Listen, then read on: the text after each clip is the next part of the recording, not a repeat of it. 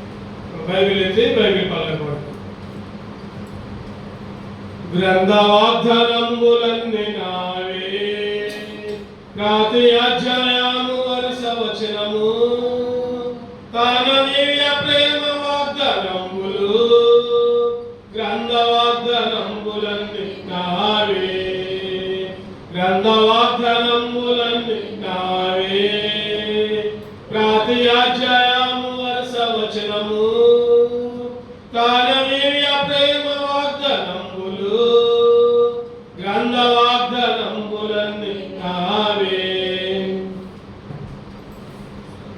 దేవునికి స్తోత్రం. Praise Lord. ప్రభువైన యేసుక్రీస్తు నామములో అందరూ కూడా వందనాలు తెలియజేసుకుంటున్నాం. బాగున్నారా అందరూ? అక్క బాగున్నారక్క? దేవుడు ఇంతవరకు కాచి కాపాడి మరొకసారి ఆయన సన్నిధిలో ఆరాధించడానికి మనకిచ్చిన ఈ తరుణాన్ని బట్టి వందనాలు తెలియజేస్తున్నాం. ఆరాధనాత్మలో భాగంగా కీర్తనలు 18వ అధ్యాయం 46 వచనం మనం కలిసి చదువుకోం. కీర్తనలు 18 46 వచనం అందరం కలిసి చదువుకోం. Page number 460. కీర్తనలు 18:46. యెహోవా జయము గలవాడు, నా ఆశ్రయదుర్గమైన వాడు స్తోత్రార్హుడు, నా రక్షణకర్త అయిన దేవుడు బహుగా స్తుతినందును గాక. మరలా ఒకసారి చదువుకో. యెహోవా జయము గలవాడు, నా ఆశ్రయదుర్గమైన వాడు స్తోత్రార్హుడు, నా రక్షణకర్త అయిన దేవుడు బహుగా స్తుతినందును గాక. ప్రార్థన చేసుకుందాం, కళ్ళు మూసుకుందాం. దేవా, యోగ్యమైన ఆరాధన నాకు నేర్పయ్యా అని దేవుని అడుగుదాం. ప్రభా, నీ మాటల ద్వారా ప్రభా ఆరాధించే భాగ్యాలు నాకు అనుగ్రహించాయా ప్రార్థన చేసుకున్నాం. ప్రేమ తండ్రి, కృపగల దేవా, గొప్ప దేవా, ప్రభా ఇప్పుడు మందిరంలో ప్రభా నన్ను మమ్మల్ని చేర్చాను ఆయన. ఇప్పటి వరకు ప్రభా పాటలతో స్తుతించడానికి, నిన్ను ఆరాధించడానికి, నిన్ను గణపరచడానికి మాకు ఇచ్చిన ఈ తరుణాన్ని బట్టి వందనాలు నాయన. వాక్య భాగాన్ని ధ్యానిస్తుండగా ఆరాధనోత్సవంలో భాగంగా కీర్తనలు 18:46 వచనం, యెహోవా జీవము గలవాడు, జీవము కలిగిన దేవుడు నాయన. ఆ జీవము కలిగిన దేవుడిని ప్రభా మా పట్ల ఏమేం కార్యాలు చేశారు ప్రభా 2 నిమిషాలు ధ్యానిస్తుండగా యోగ్యముగా నిన్ను స్తుతించి మా ఆశ్రయవర్గమైన వాడు స్తోత్రార్హుడని, నా రక్షణకర్త అయిన దేవుడు బహుగా స్తుతినందును గాక అని ఆరాధించే భాగ్యాన్ని నాకు మాకు అనుగ్రహిస్తున్నామని నిలబడిన దాసులు కూడా శిలువ చాటును వరకు పరుచుకుని ఆత్మతో అభిషేకిస్తున్నామని ఈ సమయాన్ని మీకు ఆత్మ చెప్పుకుంటూ నన్ను నేను తగ్గించుకుని పరుచుకుంటూ యేసుక్రీస్తు పరిశుద్ధంలో ప్రార్థించి వేడుకొంచున్నాము తండ్రి. ఆమేన్. ఆమేన్. మళ్ళా ఒకసారి యేసుక్రీస్తు నామములో అందరూ కూడా వందనాలు తెలియజేసుకుంటాం. కీర్తనలు 18:46. కీర్తనలు 18:46 చదవండి దయచేసి. ఎవరన్నా? యెహోవా జయము గలవాడు, నా ఆశ్రయదుర్గమైన వాడు స్తోత్రార్హుడు, నా రక్షణకర్త అయిన దేవుడు బహుగా స్తుతినందును గాక. నా రక్షణకర్త అయిన దేవుడు బహుగా స్తుతినందును గాక. ఆయన స్తోత్రార్హుడు, ఆయన స్తుతించాలి, ఆయన ఆరాధన చేయాలి. ఎందుకు చెప్పండి? ఎందుకంటే ఆయన ఆరాధించేది, ఎందుకంటే ఆయన్ని స్తుతించేది, ఎందుకు ఆయన స్తోత్రార్హుడిగా ఉన్నాడు, ఎందుకు ఆ రక్షణకర్తను ఆరాధించాలంటే పైన ఒక మాట రాయబడింది. యెహోవా చెప్పాలన్నారు. యెహోవా జీవము గలవాడు, యెహోవా జీవము కలిగిన దేవుడు. ఆయన జీవము కలిగిన వాడు కాబట్టి జీవము లేకపోతే స్తుతించే వాళ్ళమా? కాదు. జీవము లేకపోతే ఆయన ఆరాధించే వాళ్ళమా? కాదు.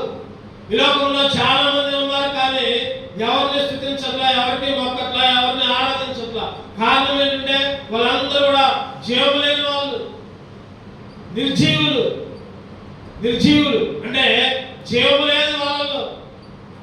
చెట్టులో జీవము లేదు, పుట్టలో జీవము లేదు, లేకపోతే కొండలో జీవము లేదు, లేకపోతే ఇంకెక్కడ కూడా జీవము లేకుండా చాలా మంది మనుషులుగా పుట్టి చనిపోయి సమాధిలో ఉన్నారు. అందుకనే వాళ్ళని ఆరాధించట్లా. జీవము కలిగిన దేవుడు ఎవరంటే యేసుక్రీస్తు మాత్రమే.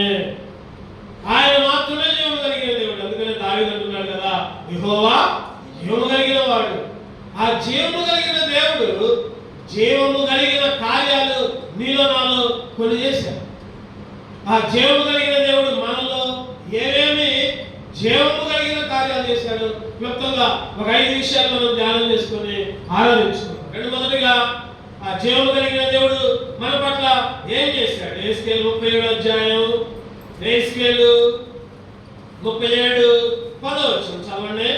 యెహెజ్కేలు 37:17 పేజీ నంబర్. ఆయన నాకు ఆజ్ఞాపించినట్లు నేను ప్రవచింపగా జీవాత్మ వారిలోనికి వచ్చెను, వారు సజీవులై లేచి లెక్కింప శక్యము కాని మహాసైన్యమై నిలిచివి. ఏమన్నది ఇక్కడ మాట? ఆయన నాకు ఆజ్ఞాపించినట్లు నేను ప్రవచింపగా జీవాత్మ వారిలోనికి వచ్చెను. జీవాత్మ వారిలోకి వచ్చును. జీవము కలిగిన దేవుడు నీకు నాకు ఏం చేసిందంటే జీవాత్మని నింపాడు. ఏం నింపాడంటే చెప్పండి, జీవాత్మని నింపాడు. జీవము కలిగిన ఆత్మని.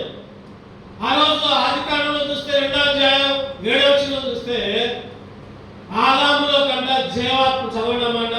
ఆదికాండం 2వ అధ్యాయం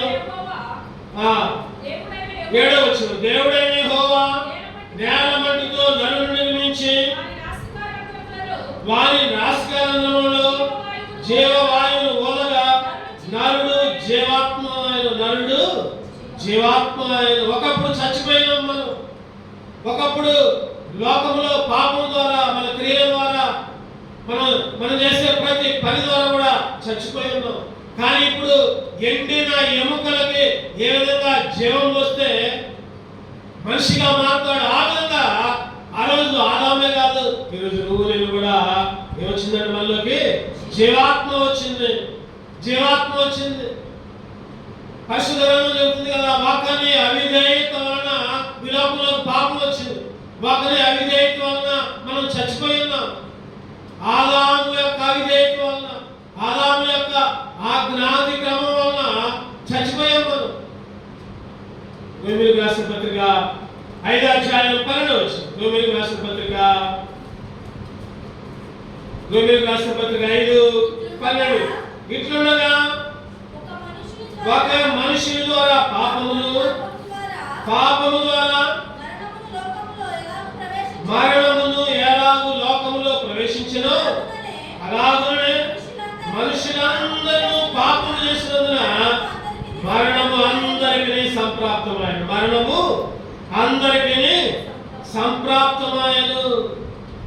అందరికీ కూడా సంప్రాప్తమైంది. ఎవరి వల్ల? ఒక్క మనుషుని ద్వారా మాత్రమే. ఎవరి మనుషులు అంటే ఆదాము ద్వారా మాత్రమే. ఆదాము ద్వారా మనందరం కూడా చనిపోయాం. జీవాత్మ లేదు, జీవం లేదు మనలో. 19వ వచనం చూస్తే అదే అధ్యాయంలో, ఏలైనగా ఒక మనుషుని అవిధేయత వలన అనేకులు పాపులుగా, ఒక మనుషుని అవిధేయత వలన పాపులుగా మారాం, మనం దుర్మార్గులుగా మారాం, చచ్చిపోయినాం. ఈరోజు ఆ జీవము గల దేవుడు ఏం చేశాడంటే జీవాత్మ ఊదాడు. మనందరం కూడా బ్రతికాం. మనందరం కూడా మాట చెప్పాలంటే ఎండిన ఎముకల కుప్పలు. ఏ కుప్ప అంటే ఎండిన ఎముకల. అదే ఎహెజ్కేలు 33వ అధ్యాయం 9వ వచనం చూస్తే, ఎహెజ్కేలు 33:9 వచనం. అయితే ఆ దుర్మార్గులు 33 ఎహెజ్కేలు 33 ఎన్నో వచనం? 9వ వచనం. దుర్మార్గతను విడవలనని నీవు అతని హెచ్చరిక చేయగా అతడు తన దుర్మార్గతను విడవలేలా అతడు తన దోషమును బట్టి మరణమును గాని నీవు నీ ప్రాణమును దక్కించుకుందు. మనమందరం దుర్మార్గతలో ఉండి మన దోషాలను బట్టి చచ్చిపోయాం. మనందరం పాపాన్ని బట్టి దుర్మార్గతను బట్టి చచ్చిపోయి ఉంటే ఆయన ఏం చేశాడంటే యేసు క్రీస్తుతో కూడా నిన్ను నన్ను లేపాడు, బ్రతికాడు. కరుణా సంపన్నుడిగా, దయ కలిగిన వాడిగా, జాలి కలిగిన వాడిగా నీకు నాకు ఏం చేశాడంటే జీవము కలిగిన దేవుడు జీవాత్మను ఊదాడు. అందుకనే ఎఫెసీ 2వ అధ్యాయం 4-5 వచనాలు చూస్తే, ఎఫెసీ 2:4-5 మీలో ప్రతివాడును అయినను దేవుడు కరుణా సంపన్నుడై ఉండే మనము మన అపరాధముల చేత చచ్చిన వారమై ఉన్నప్పుడు సైతము మన ఎడల చూపిన తన మహాప్రేమ చేత మనలను క్రీస్తుతో కూడా బ్రతికించెను. చాలు, కరుణా సంపన్నుడుగా ఉండి. ఒకప్పుడు నువ్వు నేను జీవము లేనివా, జీవం లేకుండా చనిపోయి సమాధుల్లో ఉంటే, లేకపోతే చనిపోయి ఎముకల్లాగా ఉంటే, లేకపోతే ఆదాము చేసిన పాపాన్ని బట్టి, లేకపోతే దుర్మార్గతను బట్టి మనందరం కూడా చచ్చిపోయి ఉంటే దేవుడు ఏం చేశాడంటే మనలో జీవాత్మను ఊదాడు. ఆ జీవము కలిగిన దేవుడు ఒకటోది ఏం చేశాడంటే జీవాత్మను ఊది మనల్ని బ్రతికింపజేసి ఆయన్ని స్తుతించి స్తుతించే బిడ్డలుగా చేసుకోవాలి. ఎందుకు ఆరాధించాలి? ఎందుకు ఆయనకి స్తోత్రం చెల్లించాలి? ఎందుకు ఆ రక్షణకర్తని స్తుతించాలి అంటే ఆయన జీవము కలిగిన దేవుడు. ఆ జీవము కలిగిన దేవుడు జీవాత్మని ఊదాడు. జీవాత్మ లేదు, ఒకప్పుడు జీవాత్మను ఊదాడు కాబట్టి ఆయన ఆరాధించాడు. రెండవది చూద్దామండి, ఆ జీవము కలిగిన దేవుడు ఇంకా ఏం చేశాడు? కీర్తనలు 56:12 వచ్చింది. కీర్తనలు 56:12. కీర్తనలు 56:12. దేవా, నీవు మరణములో నుండి నా ప్రాణము తప్పించి ఉన్నావు. నేను జీవపు వెలుగులో దేవుని సన్నిధిని సంచరించినట్టు జారి పడకుండా నీవు నా పాదములను తప్పించి ఉన్నావు. రెండవదిగా జీవము కలిగిన దేవుడు ఏం చేశాడు? నీకు నాకు ఒకటోది జీవాత్మను ఊదాడు. రెండవదిగా జీవము కలిగిన దేవుడు ఏం చేశాడంటే జీవపు వెలుగులో దేవుని సన్నిధిలో సంచరించే భాగ్యాన్ని ఇచ్చాడు. ఒకప్పుడు చీకట్లో ఉన్నాం, ఒకప్పుడు పాపంలో ఉన్నాం, ఒకప్పుడు వెలుగులో లేము. మనం అనుకుంటాం కదా వెలుగులోనే ఉన్నాం అనుకున్నాం, కానీ చీకటిలో బ్రతుకు ఉన్నాం, చీకటిలో సంచరించుకుంటా ఉన్నాం. కానీ ఇప్పుడు ఆ జీవము కలిగిన దేవుడు ఏం చేస్తాడంటే జీవపు వెలుగులోకి నడిపించి,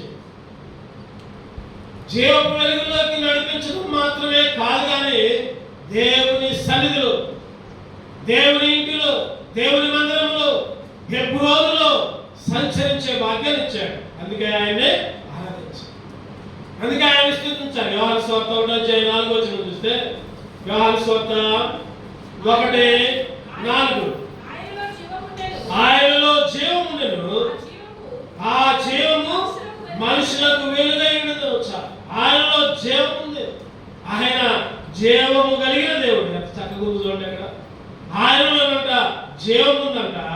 చెప్పండి, ఆ జీవము మనుషులకు వెలుగై ఉండదు. అందుకని ఆయన అంటున్నాడు, అదే యోహాను సువార్త 8:12, నేను లోకమునకు వెలుగును అంటున్నాడు. ఆ వెలుగులోకి నిన్ను నడిపించాడు.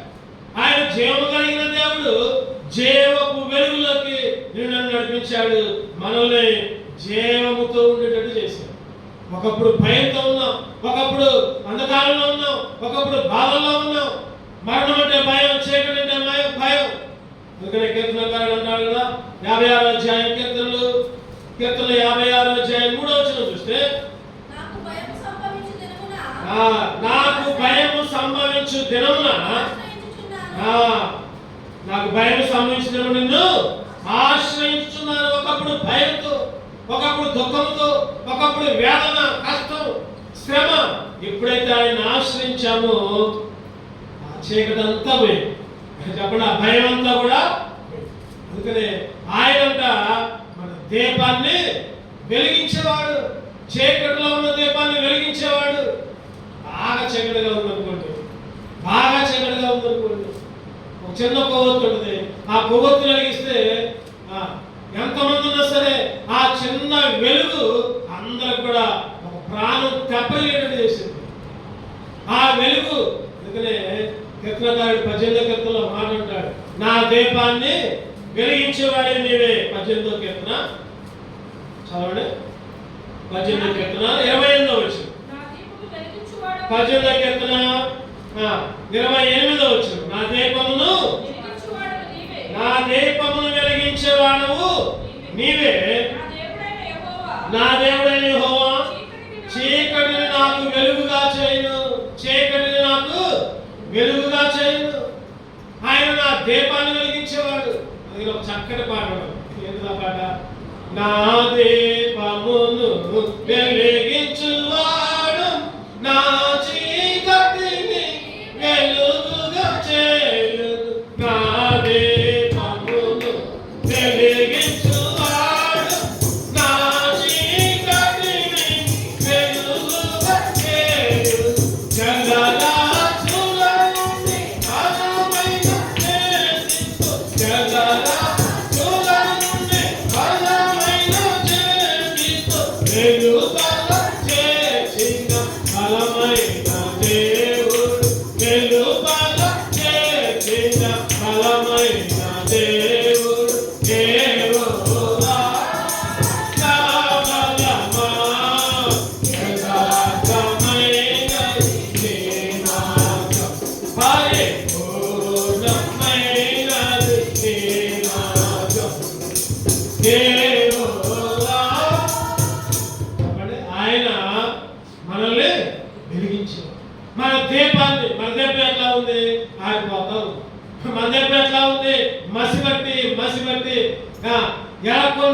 కాలిపోతుంటే ఆయన వచ్చి, ఆ జీవం కలిగిన దేవుడు వచ్చి చక్కగా మసంతా తీసేసి, దేంతో? ఆయన పరిశుద్ధ రక్తంతో, ఆ పరిశుద్ధ రక్తంతో మసంతా తీసేశాడు, కడిగాడు, శుభ్రపరిచాడు, నిన్ను కూడా వెలుగులోకి తీసుకుని వచ్చాడు. అందుకనే ఆయన స్తుతించాడు. ఆశ్చర్యకరమైన వెలుగులోకి నడిపించాడు. చీకటి నుంచి రాజులైన యాజక సమూహంలోకి, నిజమైన వెలుగులోకి. మామూలు వెలుగు కదా, నిజమైన జీవము కలిగిన దేవుడు. అంశం ఏంటంటే యెహోవా జీవము కలిగిన దేవుడు, ఆయన స్తుతించాలి, ఆయనే ఆరాధించాలి. ఆ జీవము కలిగిన దేవుడు ఏం చేశాడు చెప్పండి? ఒకటోది జీవాత్మనిచ్చాడు, చచ్చిపోయిన మనల్ని బ్రతికించాడు. రెండోది ఆ జీవము కలిగిన దేవుడు చీకటిలో ఉన్న మనల్ని చెప్పాలి ఎక్కడ తీసుకుని వచ్చాడు? వెలుగులోనికి తీసుకుని వచ్చాడు, జీవపు వెలుగులోకి. మూడో చూద్దానండి. మూడోదిగా ఫిలిప్పీయులకు రాసిన పత్రిక 2వ అధ్యాయం 16 వచనం. ఫిలిప్పీయులకు రాసిన పత్రిక 2వ అధ్యాయం 16 వచనం. అట్టి జనము మధ్యను మీరు జీవవాక్యమును చేత పట్టుకొని లోకమందు జ్యోతుల వలె కనబడుచున్నారు. చాలా అట్టి జనం మధ్యను మీరు జీవవాక్యమును చేత పట్టుకొని. ఎంత ధైర్యం వచ్చింది ఇప్పుడు! ఒకప్పుడు బైబిల్ పట్టుకోవడానికి భయం. వాళ్ళు అనుకుంటారు, వీళ్ళు అనుకుంటారు, మా కులం ఏమనుకుంటుందో, మా కుల పెద్దలు ఏమనుకుంటారు, నేను ఇంత హోదా కలిగి ఉన్నారా, బైబిల్ పట్టుకుని నేను ఎక్కబోయాను. ఒకప్పుడు పరిస్థితి అది. కానీ ఇప్పుడైతే చెప్పండి ఏముందంట? అట్టి జనం మధ్య మీరు జీవవాక్యమును చేత పట్టుకొని లోకమందు జ్యోతుల వలె లోకమందు అంట ఎట్లా కనపడుతుందో చెప్పండి.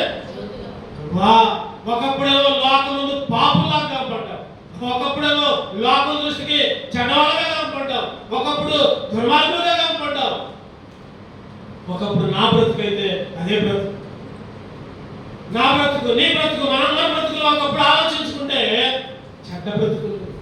ఎవరు చూసినా కూడా పైకేమో మంచిగా నవ్వేవాళ్ళు, లోపలేమో వీడ ఏమా ఆయన అటువంటి వాడు, ఇటువంటి వాడు. ఒకప్పుడు మన పరిస్థితి. కానీ ఇప్పుడైతే చెప్పండి జీవవాక్యమును చేత పట్టుకొని లోకమందు జ్యోతుల్లాగా ఉంచాడు. నువ్వు ఒక జ్యోతిని, నేను ఒక జ్యోతిని, ఒక నక్షత్రాలు, ఒక వెలుగునిచ్చే దీపాలుగా. ఈరోజు ఎందుకు దేవుని స్తుతించాలి? ఎందుకు? ఒకప్పుడు మన చేతులు అయితే పాపంలో ఉన్నాయి, ఒకప్పుడు మన చేతులు అయితే రక్తంతో ఉన్నాయి. కానీ ఇప్పుడైతే పాపం లేదు, రక్తం లేదు, చేతుల్ని శుభ్రపరిచాడు. ఎక్కడుందన్నమాట? యాకోబు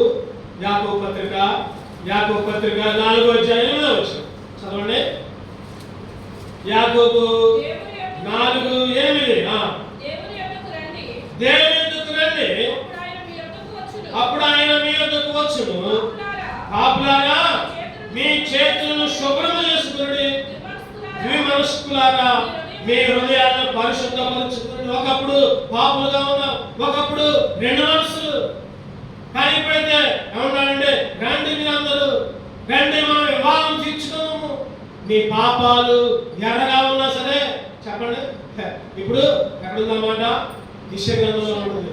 యెషయా గ్రంథం చూద్దామండి. యెషయా గ్రంథం 1వ అధ్యాయం, యెషయా గ్రంథం 1.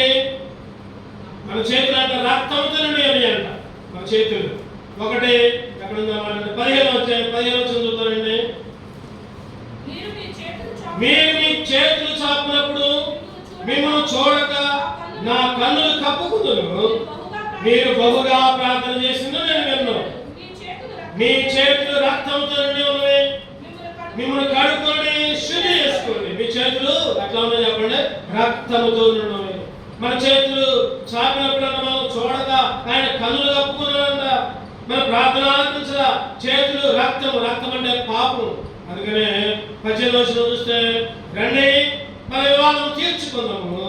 మీ పాపములు రక్తము వలె ఎర్రనెను, అవి హిమము వలె నల్లబడు. ఈరోజు మన పాపాలన్నీ కడిగాడు ఆ రక్తంతో. మన చేతుల్లో పాపం, చేతుల్లో రక్తం, అది మొత్తం తీసేసి శుభ్రం చేసి మన చేతుల్లో ఏముంచాడంటే చెప్పండి ఏముంచాడు? జీవపు వాక్యాన్ని ఉంచాడు. జీవపు వాక్యం, జీవపు వాక్యం, ధర్మశాస్త్రం, ఆయన శాసనాలు, ఆయన ఆజ్ఞలు మోసుకునే వాళ్ళంగా. బైబిల్ కట్టుకొని వచ్చిన వాళ్ళు ఆజ్ఞ ఏంటంటే బైబిల్లో ఉన్న ఆజ్ఞలన్నింటినీ మోసుకొని తిరుగుతున్నాం మనం. బైబిల్లో ఉన్న వచనాలు, బైబిల్లో ఉన్న వాగ్దానాన్ని మనం వెంట పెట్టుకొని తిరుగుతున్నాం మనం. బైబిల్ పట్టుకొని పోవటం అంటే సామాన్యమైన విషయం కాదు. ఆయన శాసనాలు అంట. కీర్తనలు 78:8, కీర్తనలు 78:8 చదవండి. కీర్తనలు 78:8, ఆయన యాకోబు సంతతికి శాస్త్రములను నియమించును, ఇశ్రాయేలు సంతతికి ధర్మశాస్త్రమును అనుగ్రహించిన. ఆయన యాకోబు సంతతికి, ఇశ్రాయేలు సంతతికి.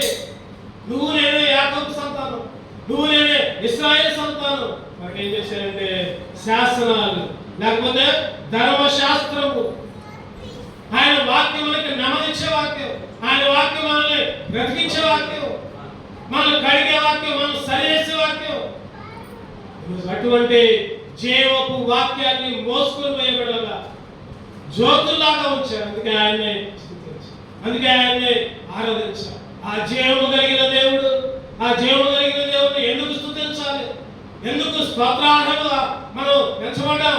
ఆయన్ని ఎందుకు నా రక్షణకర్తమైన దేవా నిన్ను స్తుతిస్తానని దావీదు ఎందుకు అన్నాడంటే, ఆ జీవము కలిగిన దేవుడు ఒకటోది జీవాత్మ ఇచ్చాడు, రెండవది జీవపు వెలుగులోకి నడిపించాడు, మూడవది జీవపు వాక్యాన్ని పట్టుకొని జ్యోతుల్లాగా నిన్ను ఉంచాడు. నాలుగవది చూద్దామండి.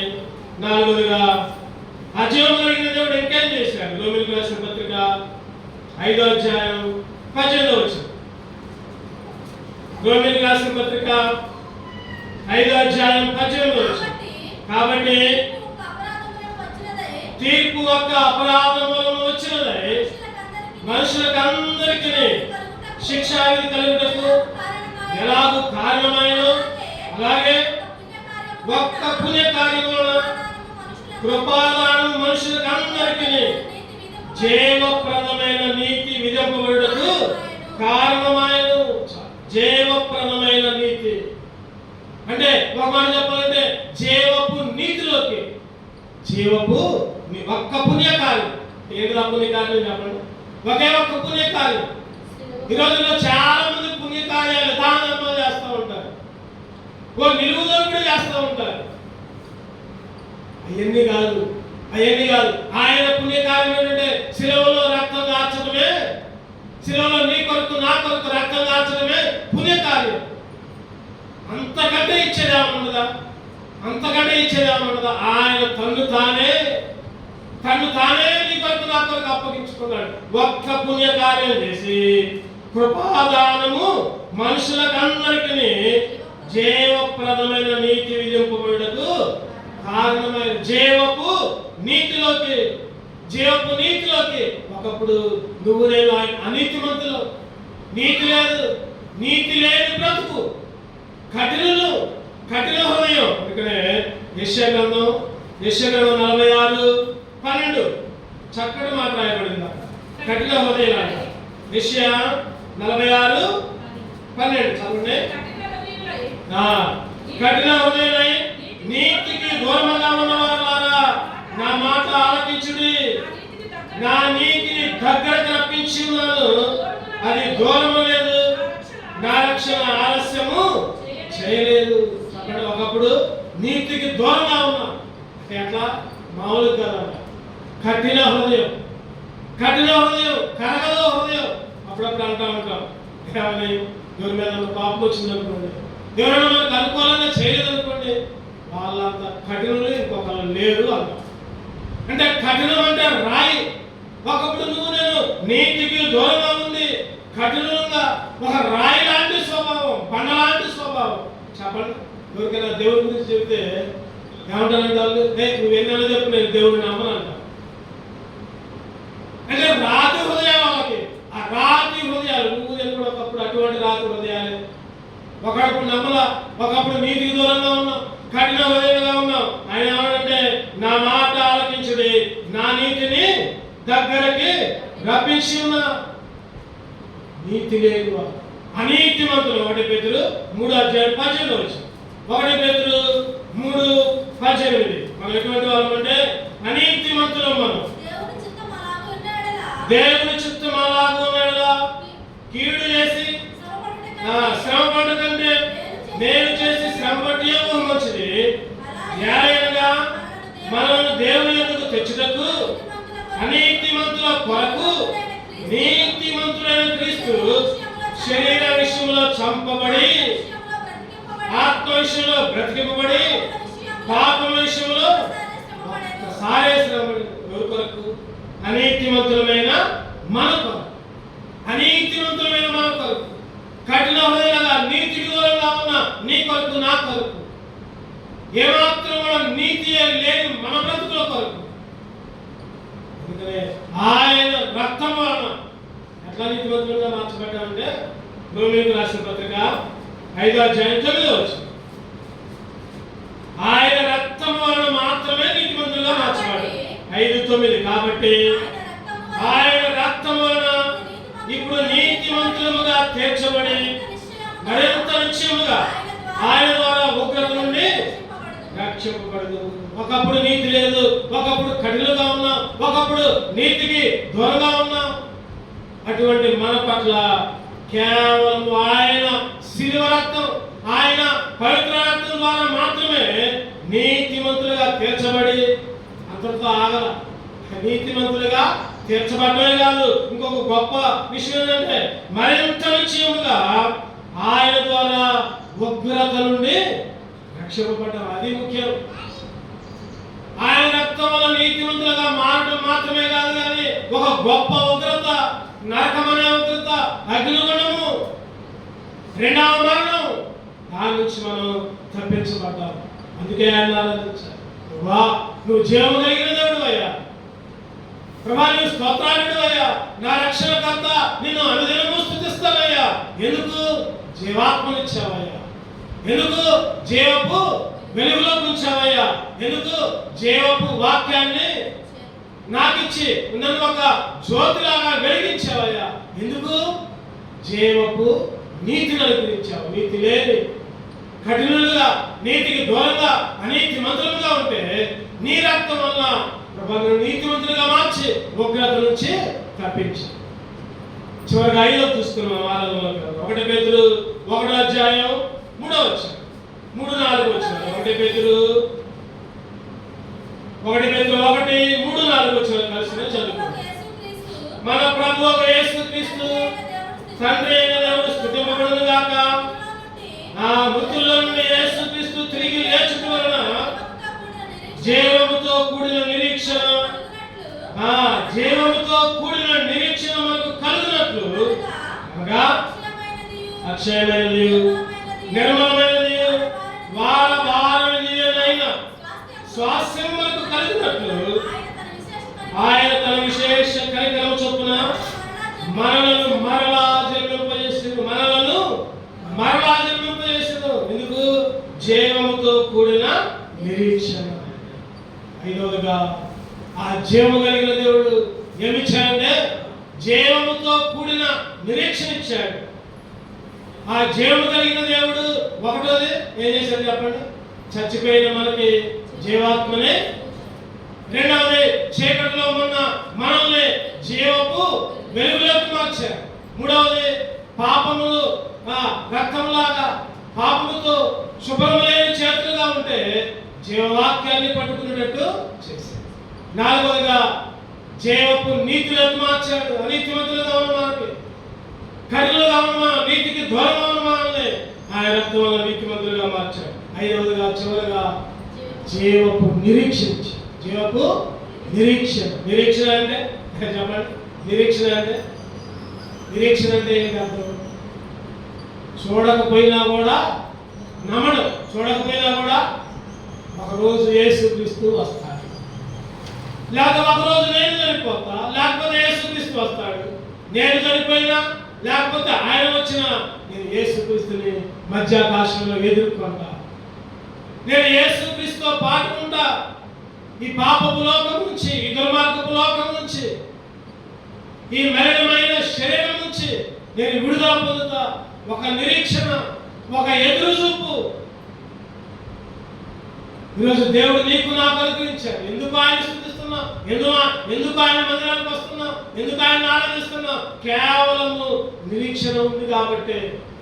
కేవలము ఒకరోజు ఆయన వస్తాడు ఖచ్చితంగా. ఆయనతో పాటు నేను కూడా మధ్యాకాశంలో వెళ్తా, ఆయనతో పాటు నేను కూడా రాజ్యం చేస్తా, నేను కూడా ఆ విందులో పరమ విందులో పాల్గొంటా. ఆ దూతలు, ప్రధాన దూతల శబ్దంతో పరిశుద్ధులు పరిశుద్ధులు పరిశుద్ధులు అని ఆరాధిస్తా నేను కూడా. అది మనకు నిరీక్షణ. ఏంటది క్రైస్తవులకు నిరీక్షణ అంటే? ఈ లోకంలో చనిపోయినా కానీ యేసు క్రీస్తుతో ఉంటాం. ఆ కాలంలో అంటే ఒకప్పుడు రక్షణ లేనప్పుడు నిరీక్షణ లేదు. చచ్చిపోతే చచ్చిపోయా, చచ్చిన తర్వాత కట్టుడు బుక్కుడు, లేకపోతే చచ్చిన తర్వాత మట్టి ఏమో మనలోకి పోద్ది, ఆత్మేమో దేవుడి దగ్గర వెళ్ళిపోదు. లేకపోతే మంచి పనులు చేస్తే మంచోడిగా పడతాం, లేకపోతే ఏ కుక్కు, ఏ పందు, లేకపోతే ఏ బళ్ళు అట్లా పడతారు అని అనుకునే వాళ్ళం. ఒక నిరీక్షణ లేదు. ఇప్పటికి కూడా చాలా మంది అదే అనుకుంటున్నారు. చచ్చిపోయిన తర్వాత అరే నువ్వు అట్ట పడతావు, ఎట్ట పడతావు, మంచిగా బతుకురా అంటా ఉంటారు. మనిషికి మరు జన్మ లేదు, ఒకే ఒక్క జన్మ. చచ్చిపోయిన తర్వాత రెండు దారులు, ఒకటేమో పరలోకం, ఒకటేమో అగ్నిలోకం. ఈరోజు ఆ పరలోకంలోకి చేరుతాము అనే నిరీక్షణ దేవుడు మనకి. నిరీక్షణ లేని వాళ్ళు ఎఫెసీయులకు రాసిన పత్రిక 2వ అధ్యాయం 12వ వచనం. ఎఫెసీయులకు రాసిన పత్రిక 2వ అధ్యాయం 12వ వచనం. ఆ కాలమున ఇశ్రాయేలుతో సహపౌరులు కాక పరదేశులు, వాగ్దానాలు పొందని పరజనులు, నిరీక్షణ లేని వాళ్ళు, లోకముందు దేవుడు లేని వారినై ఉండి క్రీస్తుకు దూరస్తులైన జ్ఞాపకం చేసుకోండి. మీరు నిరీక్షణ లేని వాళ్ళు ఆ కాలంలో గుర్తుపెట్టుకోవాలి. మనం ఆ కాలంలో అంటే రక్షణ పొందక మునుపు నిరీక్షణ లేదు, సహపౌరులు కాదు, ఇశ్రాయేలు కాదు, దూరస్తులుగా ఉన్నాం. కానీ ఇప్పుడైతే జీవముతో కూడిన నిరీక్షణ. అందుకని దావీదు అన్నాడు, నా నిరీక్షణాస్పదము నీవేనయ్యా. కీర్తనలు 71:5 వచనం చదవండి. కీర్తనలు 71:5. నా ప్రభువా యెహోవా నా నిరీక్షణాస్పదము నీవే. నా ప్రభువా యెహోవా నా నిరీక్షణాస్పదము నీవే. అంటే యేసుక్రీస్తు పుట్టలాపుడు, యేసుక్రీస్తు పుట్టక ముందే దావీదు అంటున్నాడు, ప్రభువా నా నిరీక్షణాస్పదం నీవేనయ్యా, నా నిరీక్షణ నీవేనయ్యా. అటువంటి నిరీక్షణలోకి దేవుడు నిన్ను కూడా నడిపించాడు. ఆయనతో లేపాడు. ఆ రోజు చచ్చిపోయిన లాజరు 4 రోజులు సమాధిలో ఉంటే 4 రోజుల దాకా సమాధిలో ఉన్నాడు. యేసుక్రీస్తు వచ్చాడు, లేపి ఆయనతో కూడా కూర్చొని భోజనం చేసే భాగ్యం ఇచ్చాడు. 11వ అధ్యాయంలో సమాధిలో ఉన్నాడు, 11వ అధ్యాయంలోనేమో ప్రేత వస్త్రాలతో ఉన్నాడు, 11వ అధ్యాయంలోనేమో మురుగు వాసన, కంపు కొట్టే జీవితం. 4 రోజులు సమాధిలో ఉంటే చదవండి 12వ అధ్యాయంలో యోహాను సువార్త చూద్దామండి అమ్మాయి ఒకసారి. యోహాను సువార్త 12వ అధ్యాయం 1వ వచనం. కాబట్టి యేసు తాను మృతుల్లో నుండి లేపిన లాజరును బేతనీయకు పస్కా పండుగకు 6 దినముల ముందుగా వచ్చెను. అక్కడ వారు ఆయనకు విందు చేసి మార్త ఉపచారం చేసి లాజరు ఆయనతో కూడా భోజనంలో కూర్చున్న వారిలో ఆయనతో కూడా భోజనాలు కూర్చోడు. లాజరు ఆయనతో కూడా లేపాడు. 11వ అధ్యాయంలో చూస్తే చచ్చిపోయి 4 రోజులైంది. ప్రేత వస్త్రాలు, అన్ని కట్లే, దుర్వాసన, కంపు జీవితం. 12వ అధ్యాయంలో ఆయనతో కూడా. ఈరోజు నువ్వు నేను కూడా చచ్చిపోయి ఉంటే జీవపు నిరీక్షణ గురించి ఆయనతో కూడా లేపి ఆయన విందులో చేసే వల్లే చదువుకోవచ్చు. ఎందుకు ఆయన స్తుతించాలి, ఎందుకు ఆయనే ఆరాధించాలి. ఆయన చదువుకున్న కీర్తనలు మొదటి భాగాన్ని మనం చదువుకున్న భాగాన్ని కీర్తనలు 18:46 కీర్తనలు 18:46 యెహోవా జీవము కలిగిన వాడు, నా ఆశ్రయదుర్గమైన వాడు స్తోత్రార్హుడు, నా రక్షణకర్త అయిన దేవుడు బహుగా స్తుతించునుగాక. జీవము కలిగిన దేవుడు, మన ఆశ్రయదుర్గమైన వాడు స్తోత్రార్హుడు, ఆ రక్షణకర్త అయిన దేవుని బహుగా స్తుతించాలి. ఎందుకు అంటే చెప్పండి, ఒకటోది జీవాత్మ ఇచ్చాడు, రెండవది జీవపు వెలుగులోకి నడిపించాడు, మూడవది జీవపు వాక్యాన్ని పట్టుకున్నట్టు చేశాడు, నాలుగవది జీవపు నీతిని అనుగ్రహించాడు, చివరికి ఐదవది జీవపు నిరీక్షణ కలిగినట్టు చేశాడు. అందుకే ఆయన స్తుతించుకుందాం, ఆరాధించుకుందాం. అటువంటి ఆరాధించే బిడ్డల మనల్ని సిద్ధపరచుగా 200 కూడా ఒక పాట పాడుకుందాం.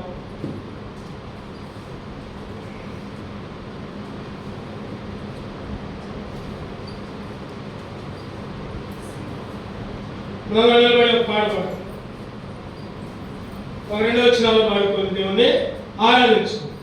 190 సీఎల్ గీతాల్లో పాట సంఖ్య 190 779.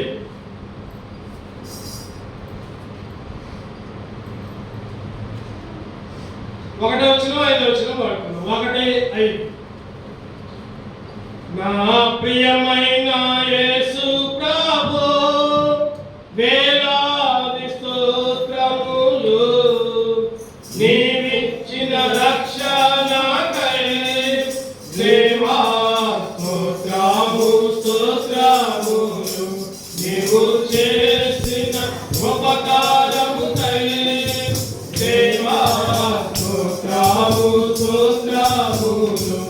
నా ప్రియమైన యేసు ప్రభు